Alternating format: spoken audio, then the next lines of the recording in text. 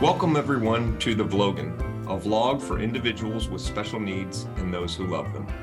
Everyone, I'm sitting here with Elisha Miller, who is with Best Tax and Notary, but does so much more. If you hear that name, you might think, oh, we're going to talk about taxes and notary services, but we're not going to do that today. What we're going to talk about is the world of developmental disabilities and financial supports. Right, Elisha? Yes. Awesome. So we'll be talking about waiver services that provide financial supports and rep payee services that provide financial supports, and maybe more that I don't even know about. Awesome. Hopefully. So Elisha, can you just tell the watchers and the listeners what it is you do on a daily basis with individuals in the disability community? So I primarily provide money management services. About 98% of what I do are money management services. And then the rest are actual HPC services in the home for a few clients. I get to help them learn to manage their money, to understand money. I feel that all of our individuals in some way can understand what their bills are and should know what their bills are, and just help them learn with the goal of hopefully becoming financially independent themselves. Awesome. So can you walk us through that? Because you said a lot there. Money management services. What is that, and how does it look on a daily basis? And who's a typical client of yours? So money management services could be someone that maybe has no concept of money, or someone that understands money, but maybe has triggers that cause them to overspend. And so they're at risk of losing their housing, their utilities being shut off, not having toiletries in the home or food in the home. So with assessing that risk and knowing what their strengths and weaknesses are, we are able to sit down and put a budget together with them. Maybe they're eligible to go on Metro Housing waiting lists. Maybe they didn't even know it existed. Programs like PIP or budgets for their utilities, averaging what they spend for food or toiletries. And then we make sure that they have all of those needs. I usually meet with clients on an average at least twice a month. If they work outside of receiving Social Security benefits, I will help them manage those too. Some of them like to save some of it or learn how to save some of it. But others, it's kind of their free money to spend on whatever they want. So when we So sit down and do their budgets, it is a very detailed budget of everything that they need in the home to survive every day. awesome. So tell me, so are you a power of attorney for individuals, or are you actually paying bills? Are you writing checks? What's that look like? So kind of a combination. I am not a power of attorney. Primarily, my clients come through Board of Disabilities. So they are individuals that receive services through their county Board of Disabilities. If they're on a waiver, I bill hours to the waiver. If they have supported living funds, I bill to support living funds. It can kind of be different for everybody. No one person is exactly the same in their situation or scenario. So everyone's kind of different as to what they need or how often they need. So nobody pays out of pocket for your service. They're No. paid by either the waiver or supported living or county board local dollars. So you don't serve as a power of attorney. So can you give us, maybe even just run us through what your day is going to look like today? Don't use any names, but what you're going to do as a money management service provider today? So the biggest part of my days are the first through the fifth of every month. Almost all of my individuals, I am rep payee for through Social Security. So I have a bank account that their Social Security goes into, and I am responsible for every single bit of that. So the first through the fifth is when I am paying rent. When I first get a client, I set as much as I can up on auto pay. If we've budgeted for food or spending allowance. Those checks are written out every week. They can pick them up on Tuesday of every week. They pick Or them up. Your clients then pick them up? yes, yep. Sometimes we have some providers that pick them up. I do have some individuals in their plans with Board of Disabilities. I even keep possession of their food card if they're eligible for EBT benefits. So they have another provider that will sign that out when they're taking them to the grocery store or wherever, and then sign it back in when they bring it back. Wow. Yep. Okay, so I interrupted you. First through the Mhm. fifth, you're paying rent and all of those bills that are kind of auto pay, electric and that kind of stuff, maybe. Yep. Okay. Yep. And then about this time of the month, we're preparing for reconciliation, making sure everything's entered into the checkbook ledgers. We post those so that all the SSAs have access to those whenever they need them for financials. If we're required to do any reports for Social Security, those are prepared as well. We handle all their recertifications for Medicaid or Medicare, for food assistance, for housing assistance, lease renewals. We do all of that for them. As much as they are a part of it, because clearly we need their signatures, we are handling the main part of it so they can just relax and just live day to day and have a happy life as they slowly start to want to be more hands-on with their financials. So it sounds to me like, well, for me, I have many clients who are parents of an individual with a disability, and they're doing a lot of this. And so what I think I hear you saying is that there are waiver services that could be doing this and take it off of the parents.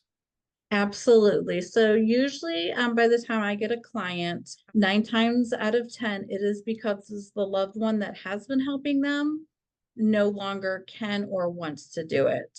You know, as a parent with special needs kids myself, as our kids get older, they know how to push our buttons, especially when they know that we control their money. And it's easier for me to be able to say no than the parents. And it's usually after some time, I mean, probably the majority of their lives that the parents have been taking on, and it can be very stressful. It can definitely be a lot. And I just want families to be able to learn to be families again and rebuild their relationships, because when you have family overseeing your financials, especially as an individual, with any kind of special needs, it can be very hard for them to understand why a parent is saying no or why they can't do something. And it can be very stressful for the parents because they take that out on us as their comfort zone, as their loved ones. And it's nice to be able to take that off their plate and just let them learn to become a family again. Oh, that's wonderful. So that kind of covers the money management. Now, can you just go into a little bit more of, and I know they're intertwined, but the rep payee. So money management involves Social Security, perhaps wages, perhaps gifts that people receive, perhaps trust, stable accounts. Okay. Yes. So any money that the individual has could fall under the services that you provide. But lots of that times that money is Social Security, SSI or SSDI, and you serve as the rep payee for that? Yes, and they can be benefits that an individual receives from a disabled parent. They Yes. themselves may not qualify for SSI. It could just be money they receive from a disabled parent or the death of a parent. And it just depends on their needs, their comprehension levels. In the past, there was exploitation by a friend or family member. They could be required by Social Security to have somebody oversee their money and account for everything to make sure that doesn't happen to them again. And so as a representative payee, so many of my clients, mom or dad serves as a rep payee, you are called a professional rep payee. Is that correct? Yes. Okay. Yep. And so that means, if I'm right, that the SSI for an individual or their SSDI gets paid to you as the representative payee. And then you are responsible for making sure that that money goes for their best interest, whether that's paying rent or spending money or food. Yes. Okay. Yep. And we have to account for every single dime. I know for many of my clients, if they're mom or dad, they don't have to account for any of it. What's a professional representative payee have to do?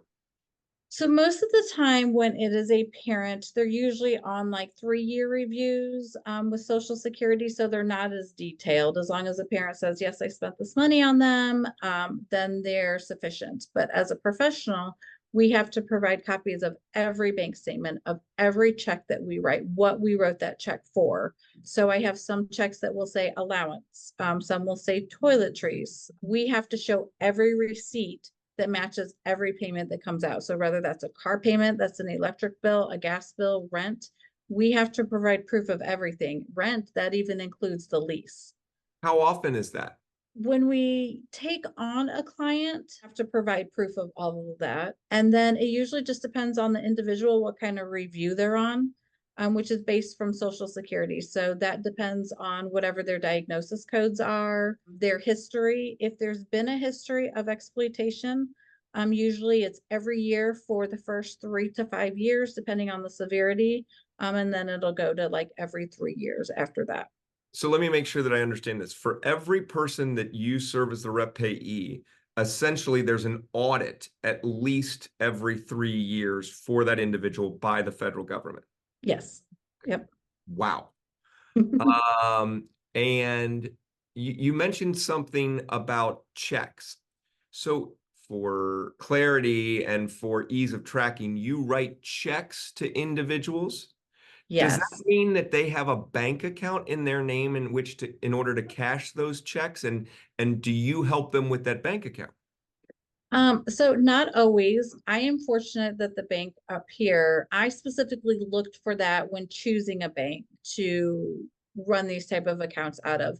Every bank is different. The bank I use does not charge any kind of fees, no monthly fees, no minimum direct deposits. I can write a check out of their account and they can take it right to the bank and cash it with absolutely no fees. Now, other banks do charge fees regardless, and that's unfortunate. And of course, so we have to account for those fees in the budget, how often we're writing a check and any fees associated with writing that, which is horrible because on an average, those could be upwards about $50 a month that they're losing out of their income because we Wow. have to write checks. So is there one big bank account that you have for all of the individuals that you serve? No, Or what's that look like? I have, each one has their own individual rep pay account. Okay. So I don't have one big account that everybody's goes into and then I disperse out. They each have their own individual accounts, their own account. They're accounted for individually. There's no crossover, no chance of a crossover. I guess I shouldn't say no chance of a crossover. Sometimes when you have two individuals living together, obviously they split the bills. But again, checks are written out from one to the other to cover their half of those bills. So, and then it's just depositing that check. We can't do transfers, like internal transfers. If they have their own personal account and I would have financial power of attorney, I could have access to that account to do direct deposits from them. I have a ledger that they sign off on that, yes, they received that money to be able to account for that. Yeah, I knew it went in there. They knew that they got it. So nobody could dispute it. Oh, amazing. Amazing. So you've got a rep payee account, let's just say for it's Sally Doe, and her $943 from SSI comes in first of the month. You pay bills, and then you might write her a check for $100 for spending money. Correct. She then goes to the bank where her rep payee account is, cashes that check, gets $100 cash if that's what she wants to do, and Mhm. there's no fees or anything associated with that. Correct. Yep. Wow. And that's her free money to spend as she wants. I do not have to account for that in any way. That is truly for her to spend in whatever way she wants to. Amazing. Let's just briefly touch on the HPC services, because I'm guessing that's not through Best Tax and Notary, and that's completely different than money management. Is that right? Yes, so HPC services are in-home services. Every independent provider chooses kind of what and how they approach with their clients. I am one of the few that I do not transport my clients. And I do that for a reason. Because if I'm taking them on as HPC, it's probably more of a severe case of household, the condition of the household, the health of the person, the self-care of the person. So my goal with their plan is to focus on that. So if they know that I can't transport them, like I can't take them to a community event or to the grocery store or to go see a friend, then the focus is on truly the goals set at hand, what we need to do. And that's keeping the house clean or getting the laundry done that day or self-care, whether that be a shower or making a bed or cooking. Every individual is different.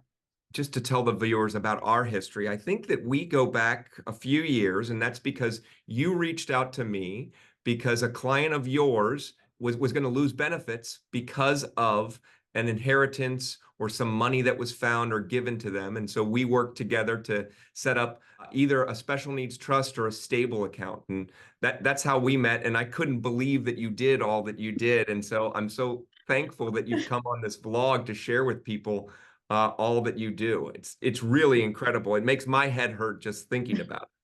Thank you. I try to do what I can and to help anybody. I mean, life is hard and anything I can do to help those that need it, I'm here to do that. Amazing. And you get paid by the Social Security Administration pays you a fee as a rep payee. Is that correct? No. No, I only get paid if they get services through the Board of Disability and I'm signed on in their plan as their payee. That is the only way that I get paid. I can take on clients from Social Security with no fee. If I wanted to be on a much higher level with Social Security, there is a way to do that. The fee is 10% of their monthly benefit or $10, whichever is less. So clearly we do this because we love it and we want to help people. Yeah. Yeah. Amazing. How does somebody get your services? Are you only local to where you are, and then is it through their ISP? Is that what happens? So as money management, we can work within 75 miles of where we're located. So I'm located in Hancock County, so I can actually go as far as Delaware. That's 73 miles. And they have right of choice. We have a system where the counties can see independent providers if they're taking new clients and what counties they serve. Hopefully they're utilizing that and truly showing the individuals, here's your options. And then the individual gets to interview. If they want to interview every single person on that list, they can. If the SSAs know that there is one company that absolutely would not be right for them, they need to make sure that they explain that and then they move on to the rest that are in the list. It has been my goal to just keep reaching out to the different counties and building that relationship with them so they get to know who I am and I'm not just a name on a list. That they know my voice and they know what I stand for and they know what I do because that's a big part of it. SSAs can choose anybody on a list.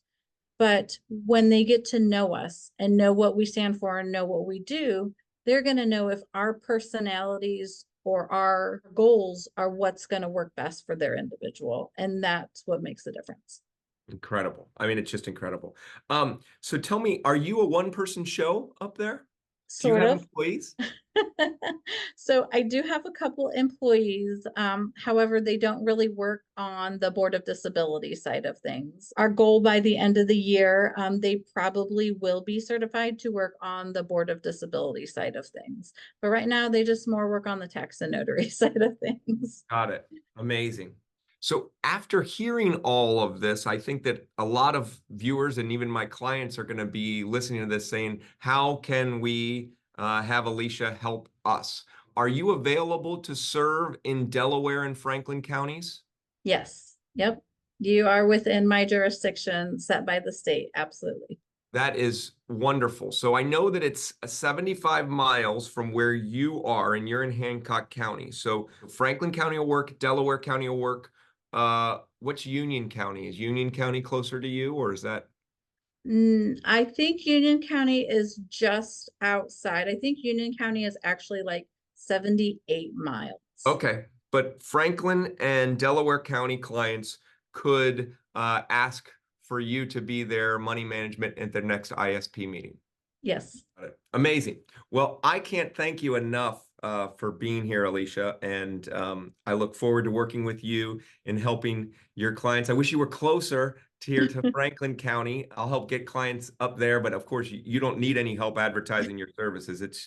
It's incredible what you do, and I'm so glad that you could talk to me about it. I know a lot of families are going to be relieved to hear that maybe even while mom and dad are alive, that they can get this money management services and take them out of the financial management of their loved one with special needs. Me too. Thank you so much. I hope you enjoyed this episode of Logan. Please like, share, and subscribe so you can stay up to date with some of the latest news in the disability community.